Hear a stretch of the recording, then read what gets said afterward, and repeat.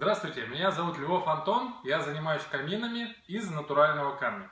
Сейчас мы с вами поговорим в этом видео о устройстве камина, из чего что состоит.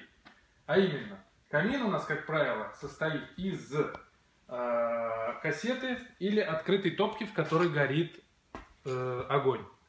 В данный момент мы сейчас без дров, поэтому огня нет.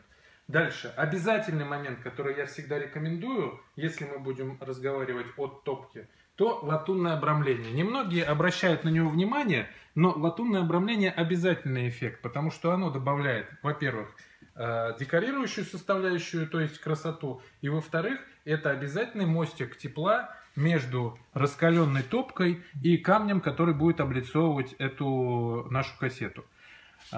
Следующий момент. Термокороб, в который все это дело заключено. Я сейчас не буду говорить сразу же об облицовке, потому что важный момент — термокороб.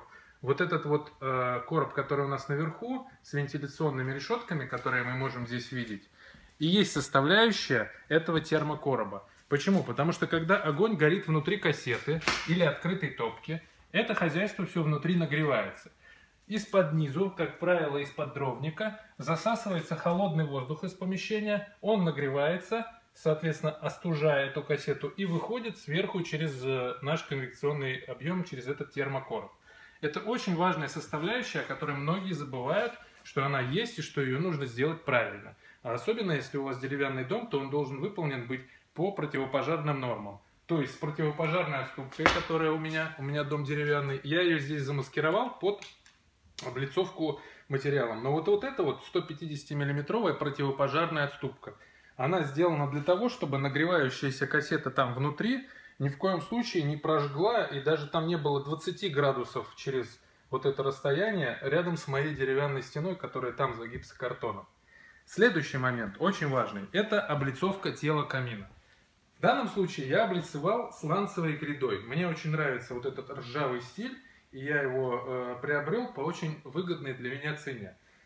Соответственно, с точки зрения внешнего вида, вот это вот тело камина, оно может быть облицовано гранитом, может быть облицовано клинкерным кирпичом, оно может быть облицовано чем угодно в зависимости от того, что вам нравится и как это подходит под ваш интерьер.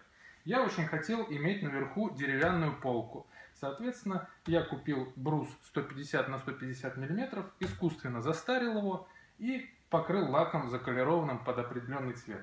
В итоге этот брус и вот эта вот облицовка с латунным обрамлением очень хорошо друг друга дополняют. Следующий момент — это подиум. У такого камина, а камин в стиле кантри мы с вами смотрим, у него обязательно должна быть облицовка подиума.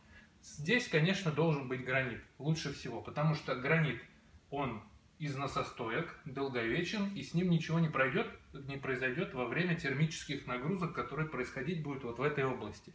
Поэтому я всем своим заказчикам рекомендую использовать гранит. Можно, конечно, взять и мрамор, если очень нужно вписать определенное цветовое решение в интерьер. Но мрамор, он более капризный в этом плане и запачкается вот в этом вот месте. Соответственно, из устройства камина у нас еще с вами осталось обязательный момент — это вьюшка, которая спрятана там внутри. Вьюшка отвечает за перекрытие или подачу воздуха в дымоход, который внутри нашего объема. И дровник, в котором лежат дрова. И через него происходит запуск холодного воздуха в охлаждение.